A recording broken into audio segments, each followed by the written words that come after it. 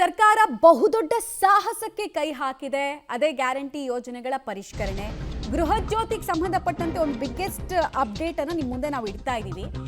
ಇಂದಿನಿಂದ ಗೃಹ ಜ್ಯೋತಿಯ ಪರಿಷ್ಕರಣೆ ಆಗುತ್ತೆ. ಎಸ್ಕಾಂ ಸಿಬ್ಬಂದಿ ಮನೆ ಮನೆಯ ಸಮೀಕ್ಷೆಯನ್ನು ನಡೆಸೋದಕ್ಕೆ ಉತ್ಸಾಹ ಭರಿತರಾಗಿದ್ದಾರೆ. ಗೃಹ ಜ್ಯೋತಿ ಸ್ಕೀಮ್ ಫಲಾನುಭವಿಗಳ ಪರಿಶೀಲನೆ ಒರಿಜಿನಲ್ ಡೂಪ್ಲಿಕೇಟ್ ಅಂತ ಮಾಡ್ತಾರೆ. ಗೃಹ ಜ್ಯೋತಿ ಅನರ್ಹ ಫಲಾನುಭವಿಗಳಿಗೆ ಈ ಮೂಲಕ ಫಿಲ್ಟರ್ ಮಾಡೋ ಕೆಲಸವನ್ನ ಮಾಡಲಿದ್ದಾರೆ. ಮನೆಗೆ ಎಸ್ಕಾಂ ಸಿಬ್ಬಂದಿ ಮೀಟರ್ ರೀಡರ್ಸ್ ಬರ್ತಾರೆ ಅನ್ನೋದು ಗೊತ್ತಾಗ್ತಾ ಇದೆ. ಫಲಾನುಭವಿಗಳ ದಾಖಲೆಯನ್ನು ಪರಿಶೀಲಿಸಿ ಇವ್ರು ನಿಜವಾಗ್ಲೂ ಯೋಜನೆ ಲಾಭ ಪಡೆಯೋದಕ್ಕೆ ಹಕ್ಕುದಾರರ ಇಲ್ವಾ ಅನ್ನೋದನ್ನು ನೋಡ್ತಾರೆ. ಮೊಬೈಲ್ ಆ್ಯಪ್ ಮತ್ತು ಕೆಲವೊಂದಷ್ಟು ಸಿದ್ಧತೆಗಳನ್ನು ಮಾಡಿಕೊಂಡಿದ್ದಾರೆ. ಘೋಷಣಾ ಪತ್ರಗಳ ಮೂಲಕ ಅರ್ಜಿ ಭರ್ತಿ ಮಾಡೋದಕ್ಕೆ ಅವಕಾಶ ಕೂಡ ಇರುತ್ತೆ ಅನ್ನೋದು ತಿಳಿದು ಬರುತ್ತೆ. ಸರ್ಕಾರದ ದೊಡ್ಡ ಸಾಹಸ ತುಂಬ ಹಿಂದೆನೇ ಆಗಬೇಕಾಗಿತ್ತು. ಬಟ್ ಸರ್ಕಾರಕ್ಕೂ ಒಂದು ಭಯ ಇತ್ತು, ಏಕಾಏಕಿ ಪರಿಷ್ಕರಣೆ ಮಾಡಿದ್ರೆ ಎಲ್ಲಿ ವಿರೋಧ ಬಂದ್ಬಿಡುತ್ತೋ ಅಂತ. ಬಟ್ ಈಗ ವಿರೋಧವನ್ನು ಲೆಕ್ಕಿಸ್ತಾ ಕೂತ್ಕೊಂಡ್ರೆ ಅಲ್ಲಿ ಬೊಕ್ಕಸಕ್ಕೆ ಪೆಟ್ಟು ಬೀಳ್ತಾ ಹೋಗುತ್ತೆ. ಹೀಗಾಗಿ ಸರ್ಕಾರ ಧೈರ್ಯ ಮಾಡಿದೆ. ಗೃಹ ಜ್ಯೋತಿ ಅರ್ಜಿಯಲ್ಲಿ ಪ್ರಮುಖ ಷರತ್ತುಗಳು ಗಮನ ಸೆಳೀತಾ ಇದೆ. ಹೇಳ್ತೀವಿ ಡೀಟೇಲ್ಸು. ಸುಳ್ಳು ಮಾಹಿತಿಯನ್ನ ಕೊಟ್ಟರೆ ಗೃಹ ಜ್ಯೋತಿ ಆಬ್ವಿಯಸ್ಲಿ ರದ್ದಾಗುತ್ತೆ. ಇದುವರೆಗೂ ಪಡೆದ ಸೌಲಭ್ಯ ಬಡ್ಡಿಯೊಂದಿಗೆ ಮರುಪಾವತಿ ಮಾಡಬೇಕು ಅಂತ ಕೂಡ ಅಪಾತ್ರರಿಗೆ ಹೇಳ್ತಾರೆ. ಫಲಾನುಭವಿಗಳು ಈ ಅಂಶವನ್ನ ಡಿಕ್ಲೇರ್ ಮಾಡಬೇಕು. ಅಂದ್ರೆ ನಾನು ಹೇಳಿದ್ದೆಲ್ಲವೂ ಸತ್ಯ, ಸುಳ್ಳಾದ್ರೆ ಕಾನೂನು ಕ್ರಮ ಕೈಗೊಳ್ಳಿ ಅಂತ ಒಂದು ಸೈನ್ ಮಾಡಬೇಕಾಗುತ್ತೆ.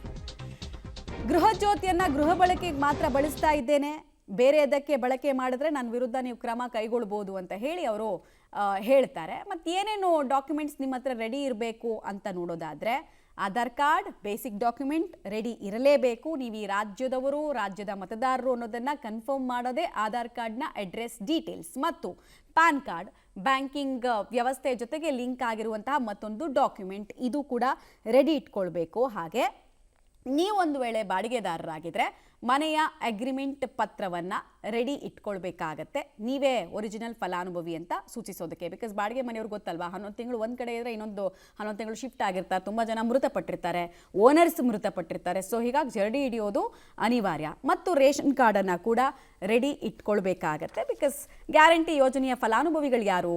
ಇದೇ ಲೋವರ್ ಮಿಡಲ್ ಕ್ಲಾಸ್ ಜನ. ಜಾತಿ ಪ್ರಮಾಣ ಪತ್ರವನ್ನು ಕೂಡ ಕೇಳಲಾಗಿದೆ. ಸರ್ಕಾರ ಜಾತಿಯನ್ನು ಕೂಡ ಕಲ್ಯಾಣ ಯೋಜನೆಯಲ್ಲಿ ಹುಡುಕೋದಕ್ಕೆ ಹೊರಟಿದೆ. ಇದರ ಹಿಂದೆ ಒಂದು ತಂತ್ರಗಾರಿಕೆ ಇದೆ, ಬಹಳ ಚರ್ಚೆ ಆಗ್ತಿದೆ. ಅದು ಹೇಳ್ತೀನಿ ಸಮಯ ಸಿಕ್ಕಿದ್ರೆ. ಪಾಸ್ಪೋರ್ಟ್ ಸೈಜ್ ಫೋಟೋ ಕೂಡ ರೆಡಿ ಇಟ್ಕೊಳ್ಬೇಕು.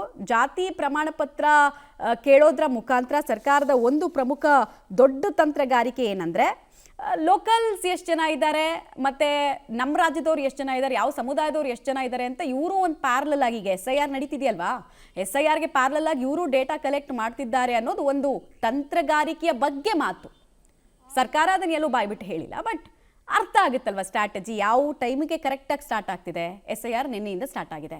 ಇವತ್ತಿಂದ ಇವರು ಗೃಹ ಜ್ಯೋತಿನಲ್ಲಿ ನಾವು ಈ ಎಲ್ಲ ಪ್ರಶ್ನೆಗಳನ್ನು ಕೇಳ್ತೀವಿ, ಜಾತಿ ಕೇಳ್ತೀವಿ, ನೀವು ಇಲ್ಲಿನವರ ಬೇರೆಯವರ ಅನ್ನೋದೆಲ್ಲ ಕೇಳ್ತೀವಿ ಅಂತ ಹೊರಟಿದ್ದಾರೆ. ಡೀಟೇಲ್ಸ್ ಕೊಡ್ತಾರೆ ಪವಿತ್ರ ನೇರ ಸಂಪರ್ಕದಲ್ಲಿ. ಪವಿತ್ರ, ಬಹುದೊಡ್ಡ ಸಾಹಸ ಕೈ ಹಾಕ್ತಾ ಇದ್ದಾರೆ. ಉತ್ಸಾಹ ಅಧಿಕಾರಿಗಳ ವರ್ಗದಲ್ಲಿ ಯಾವ ರೀತಿ ಇದೆ? ಉತ್ಸಾಹ ಇದೆಯಾ ಅಥವಾ ಭಯ ಇದೆಯಾ? ಇಷ್ಟು ವರ್ಷ ಸುಮ್ಮನಿದ್ದು ಈಗ ಯಾಕೆ ಬಂದ್ರಿ ಅಂತ ಪ್ರಶ್ನೆ ಕೇಳ್ಬೋದು ಅನ್ನೋ ಭಯ ಕಾಣಿಸ್ತಾ ಇದೆಯಾ? ಹೇಗಾಗುತ್ತೆ ಈ ಡ್ರೈವ್? ನೋಡ್ಬೇಕು ಜನರ ರಿಯಾಕ್ಷನ್ ಯಾವ ರೀತಿ ಇರುತ್ತೆ ಅಂತ. ಯಾಕಂದ್ರೆ ಈಗ ಇವತ್ತಿನಿಂದ ಆರಂಭ, ಸುಮಾರು ಇವತ್ತು ಆಲ್ಮೋಸ್ಟ್ ಮಧ್ಯಾಹ್ನದ ಮೇಲೆನೆ ಶುರುವಾಗುತ್ತೆ. ಯಾಕಂದ್ರೆ ಅವರು ಫಾರಂ ಅನ್ನ ತೆಗೆದುಕೊಳ್ಬೇಕು, ಜೊತೆಗೆ ಮೊಬೈಲ್ ಆ್ಯಪ್ ನ ಮೂಲಕ ಭರ್ತಿ ಮಾಡಬೇಕು ಅರ್ಜಿ. ಸೊ ಮೊಬೈಲ್ ಆ್ಯಪ್ ಮತ್ತೆ ಅರ್ಜಿ ನಮೂನೆ ಎರಡೂ ಕೂಡ ಇರುತ್ತೆ. ಸೊ ಹಾಗಾಗಿ ಅದೆಲ್ಲವನ್ನು ಕೂಡ ಟ್ರೈನಿಂಗ್ ಕೊಡಬೇಕಾಗುತ್ತೆ ಸಿಬ್ಬಂದಿಗಳಿಗೆ. ಈಗ ಸಬ್ ಡಿವಿಷನ್ ಆಫೀಸಲ್ಲಿ ಅದೆಲ್ಲವನ್ನ ಕೂಡ ಮಾಡ್ತಾರೆ.